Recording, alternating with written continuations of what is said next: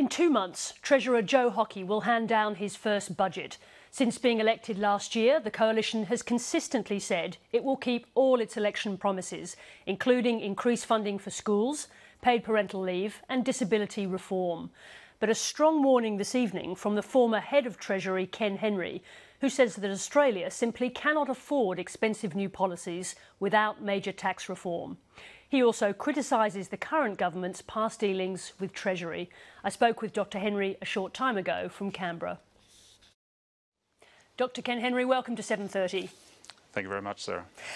Can we wait 3 more years to the next election to tackle tax reform? Well, we may have to.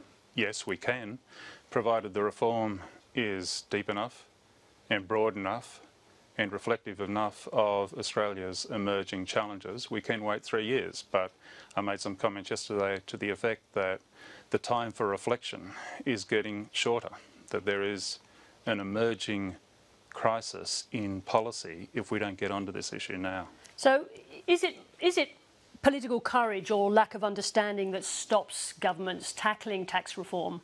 Well, who knows? Tax reform has never been easy in Australia.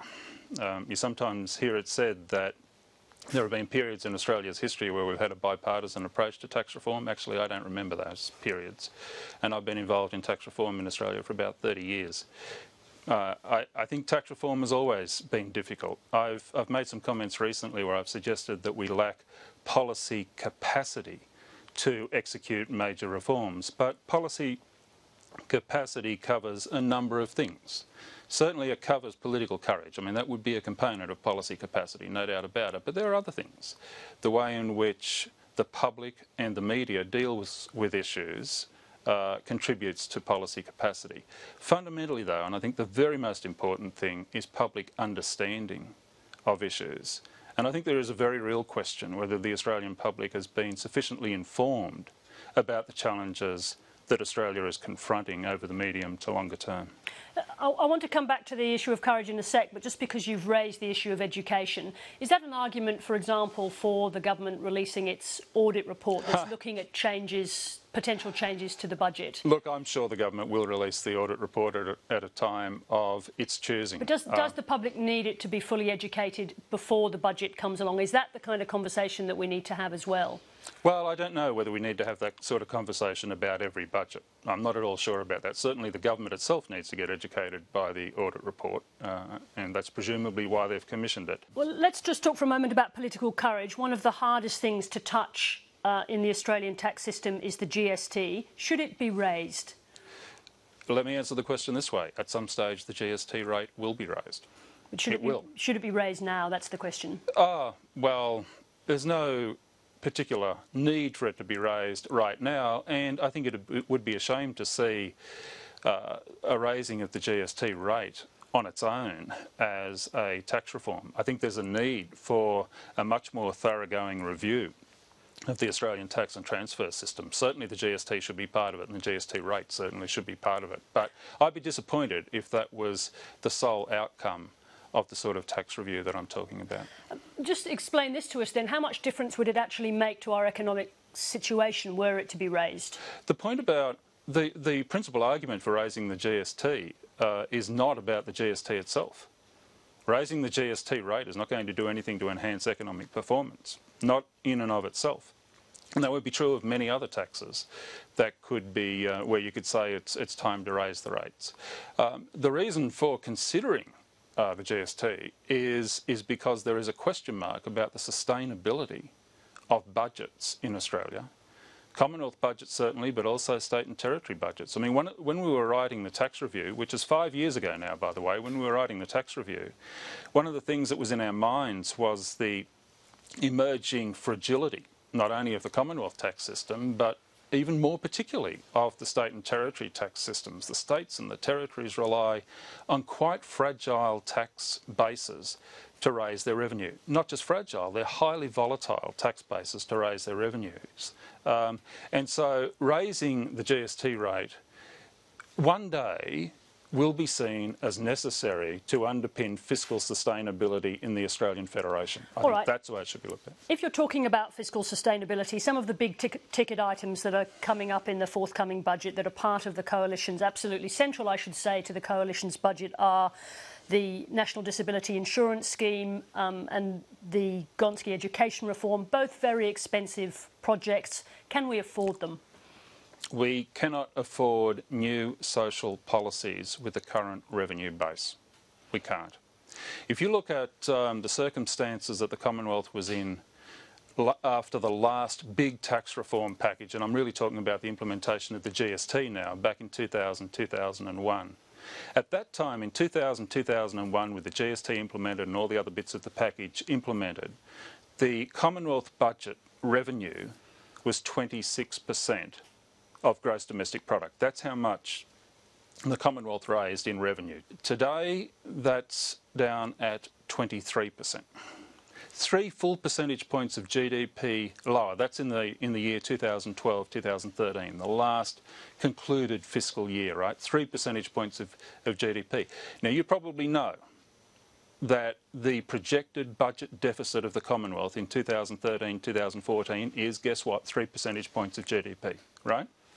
And which is another way of saying, if we had the same revenue collections today as we had in 2000, 2001, guess what? There would be no budget deficit at the Commonwealth level. But we don't. And instead what we have is new social programs particularly, but spending programs generally being added onto a revenue base that we know is declining, has declined quite considerably. That sounds like an argument against high spending policies now. It also sounds like an argument against the very generous payouts that were part of the Howard government's economic strategy. Is that right?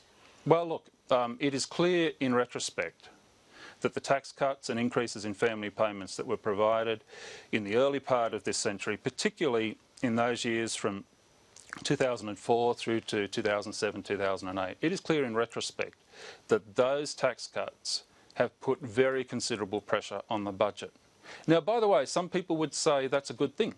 After all, if the budget is under revenue pressure, then that should put pressure on the expenditure side of the budget. But if you ask me the question, do we have the capacity to finance new spending without new sources of revenue? The answer is no. And presumably that includes the expensive paid parental scheme that's also on the table. So the sort of question we need to ask ourselves with new social programs like that is, if the present revenue system is not capable of funding those programs, are there alternative government spending programs that can be cut in order to make way for the new programs? That's a very big question, and I have serious doubts about that, by the way. Or, if that's not the case, then are there alternative revenue sources that one could turn to in order to finance those programs? Kevin Andrews is looking very closely at the moment at the disability support pension, which I know is something you've been talking about. 800,000 Australians currently receive it. Is the key question there how much is paid to the individuals or how many people actually receive it? It's both. Look, it is both. There is also a question, though, about the affordability of the current indexation arrangements for pensions generally, but I guess particularly for the disability support pension. And almost everybody seems now to have observed that the disability support pension rate, the level of benefit, is moving ever further away from the level paid under New Start, so under the unemployment benefit. You would support a cut to the disability support pension? No, I don't. I'm not sure that that is what is required, but it may be.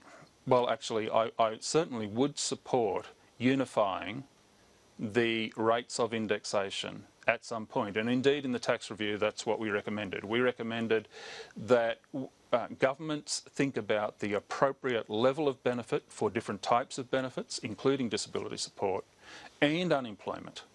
I mean, it's a good question to ask whether the present level of the unemployment benefit is adequate. But once the government has established levels of adequacy for both benefits and for the unemployment system, then they should be indexed at the same rate. I think that's very important. Let me move on to our environmental policy. The federal government plans to remove the price on carbon without replacing it with a market mechanism to control emissions. What's going to be the consequence?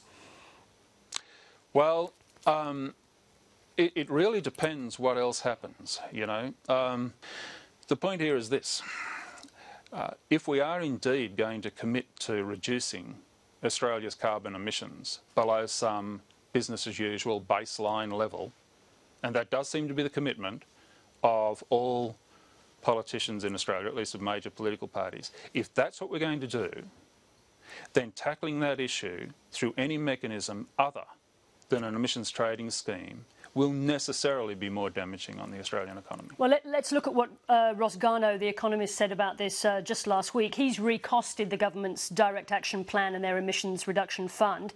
And he says it's going to cost more in the order of $4 to $5 billion a year. That's a lot more than the government has budgeted for. Who do you think's got their numbers right, Ross Garnaut or Greg Hunt? Well, look, Ross has spent a long time looking at these issues. I wouldn't question Ross on these issues. You think he's got his numbers right? That the amount of money that the government has set aside is wrong? I think he probably has his numbers right. But then, you know, fundamentally the question is whether and over what timescale the government is going to remain committed to its emissions reduction target. Obviously, you have a very intimate understanding of the dynamic between Treasury and government. Were you concerned that the government was politicising Treasury last year with Joe Hockey's attacks on Treasury forecasts? Well, I was disappointed to see the attacks.